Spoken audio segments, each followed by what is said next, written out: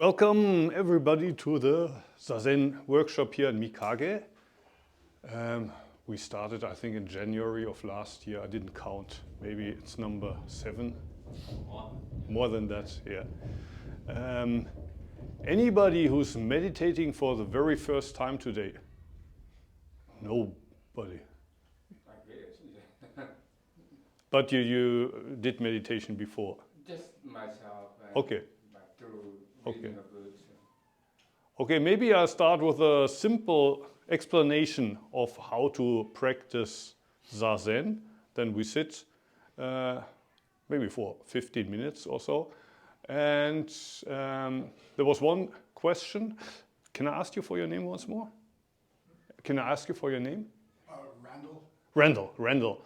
Randall asked, I think, at the start of the day, it's not so difficult for him to stay focused. But then in the course of the day, he realizes that, he gets swept away by, the flow of things, so to speak. How is it possible to somehow secure a firm position on the shore, so to speak, and you let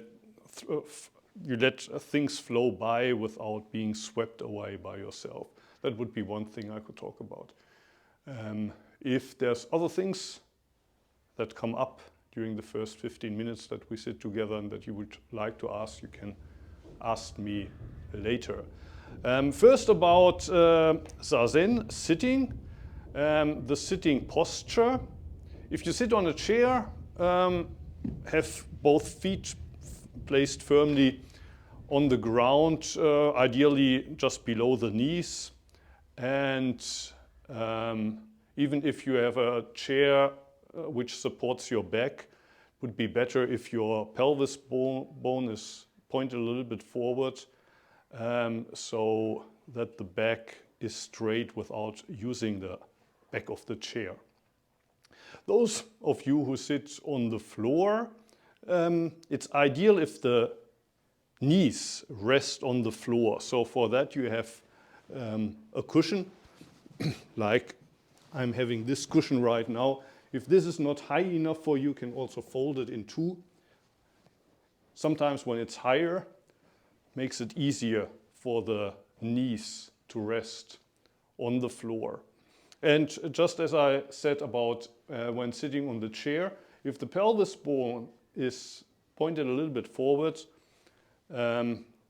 makes it easier for the back to stretch and also the neck to stretch. If you sit without the cushion, then usually, the back becomes round and your chin tends to point upward. Just today by email, I got a question from Germany. Somebody asked me, whenever I try to meditate, when I relax, my shoulders tend to drop forward, and I tend to sit in a position like this. And of course I know that's not good. But then when I try to straighten up again, I realize I'm kind of stiff. I'm using too much strength. So how can I solve that problem? The answer is there's something like kind of a sweet spot. What I mean is, sometimes I use the metaphor of a pyramid or mountain. You try to sit like a pyramid or mountain. And a mountain doesn't use any strength to keep straight. The point is you need to find this point of stability where you can completely relax. And for example, the shoulders are completely relaxed. Although your neck is straight, it's not that you constantly try to fix your neck and kind of push it upwards, but you're in a state of complete relaxation, but your posture doesn't crumble like this, or sometimes people go like left or right. The reason why that happens when you relax is because you haven't found this place of stability. But if you hit this sweet spot, so to speak. You can be completely relaxed without going like this or going like that.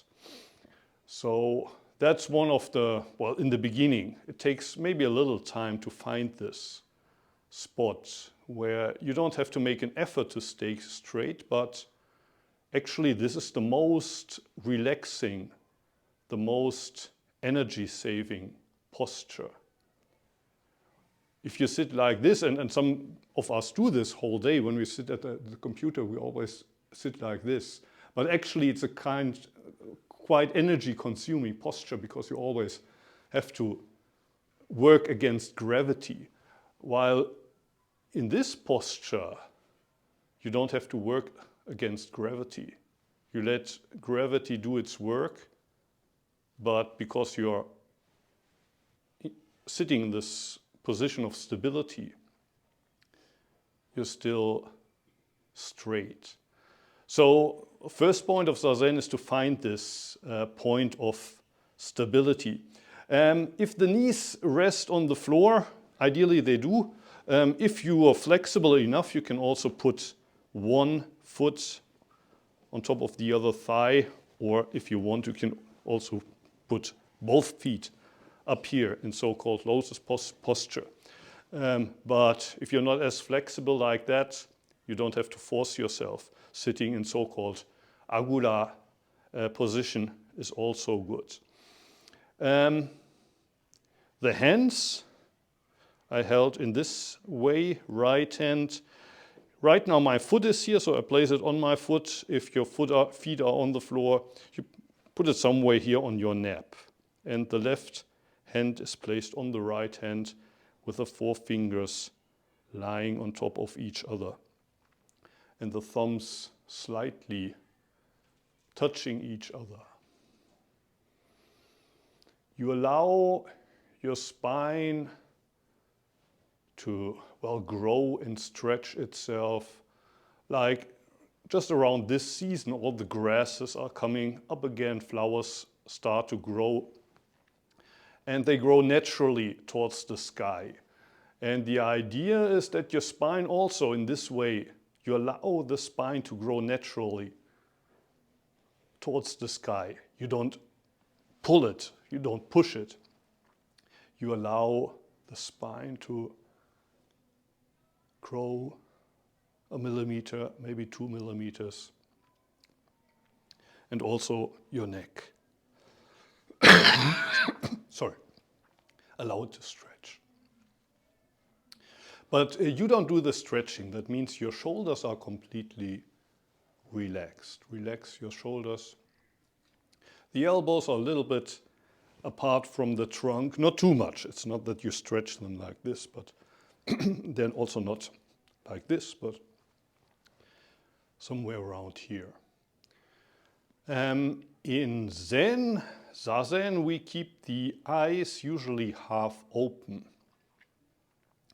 That means all of your senses are working. Your eyes are working, your ears are working, and every couple of minutes you will hear trains pass by, the nose, the tongue in the mouth. Right now you're not eating anything, so you don't, well, probably you won't feel any taste in your mouth, but the whole body is aware, and when the trains pass you will feel a certain vibration. You might feel hot or cold. After a while maybe your feet fall asleep, you might feel some pain in your feet. Also something that we forget about most of the day, but if you put your attention on it during Zazen, you feel your breath. When you breathe out, and we aim at abdominal breathing. So that means when you breathe out, your belly will contract. Then when you breathe in again, your belly expands. So if you feel during Zazen that you kind of got lost, your mind has wandered off, you got lost in thoughts, one thing you can always return to is the breath.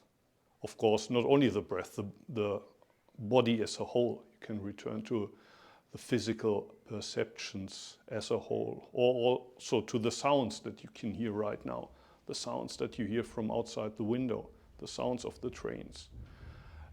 Basically, the idea of Zazen is to return to the so-called here and now, this moment, what's actually happening. Which sounds easy, because that's where we always are, in the here and now, aren't we? The point is that our mind is always somewhere else, in thoughts. What happened yesterday, what happened this morning, what we want to eat tonight, our plans for the weekend and for next week.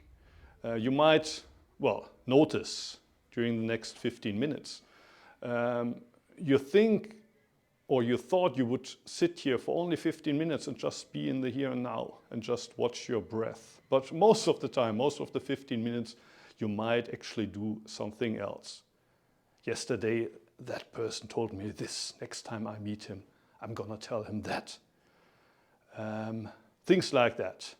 Or maybe it's only your shopping list and things that you forgot to buy and you have to buy later.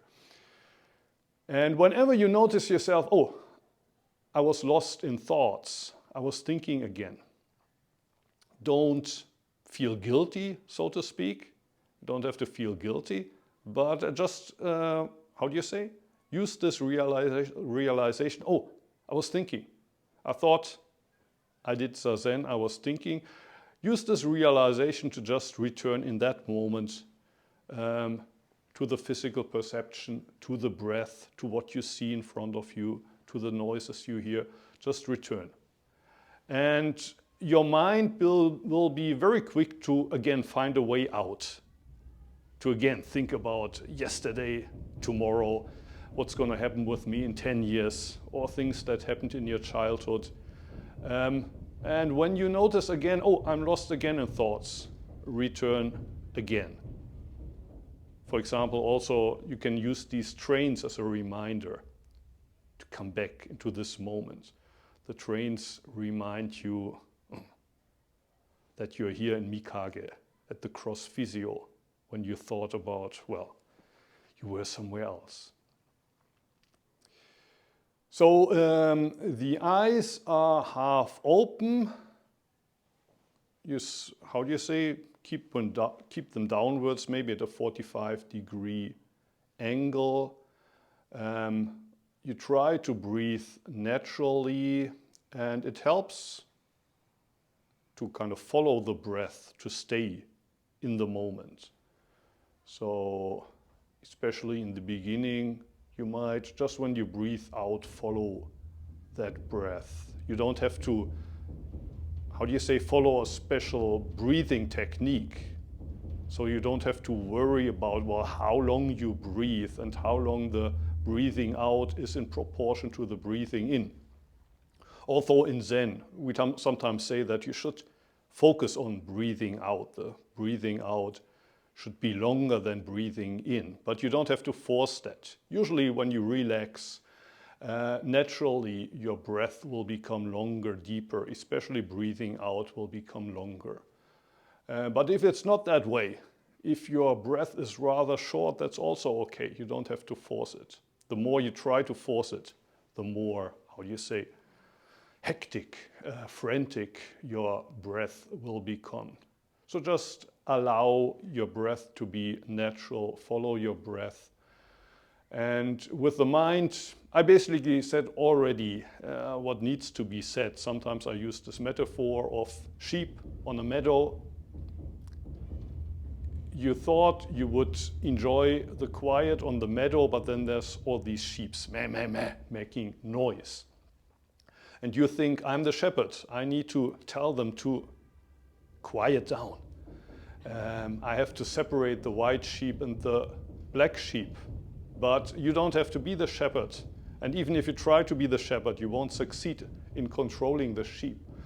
The sheep cannot be controlled. What you can do is you find a big tree in the middle of the meadow and lie down and look up into the branches, and you hear the wind blow through the branches. And basically that's a metaphor to return to the body, concentrate on the body, feel the breath coming in and out, hear the noises around. That's one thing you can do. Another step is rather than being the shepherd on the meadow, you watch from the position of the sky. You see what's happening there, but you're not, well, involved in it anymore. Maybe that's what Randall tried to say when he said kind of the position of the shore. You're not part of the river anymore. You're watching from the shore. And you see the sheep, they're still there. They're still making noise, but it's not your job to make them shut up. And the moment you take this kind of step backwards, usually the sheep quiet down quite a bit. They might not be perfectly still, but there's no need for them to be perfectly still. You just allow them without trying to control them, and also you don't let them control you. When you were the shepherd, you were trying to control them, but actually they were controlling you. But if you take the position of the sky, there's no need for you to control the sheep. There's no way the sheep can control you. Then the last step would be to become the meadow itself. You're just there. You create the space for the sheep to be there. You allow them to trample on you, to feed on you, to take a big dump on you at the end of the day. And you just say, please, you can use me as you want to. But before that, maybe you try finding this tree. And the tree, as I said, is your body. The wind that's blowing through the tree is your breath. You can rest under that tree and you won't be so much disturbed by the noise the sheep make. Or you can try to find the position of the sky and just watch what's going on there without playing the shepherd. Okay, let's try that for 15 minutes. Or do you have any questions before we start? Okay, so let's try that. First, try to find a centered position that allows you to completely relax while still sitting straight at the same time.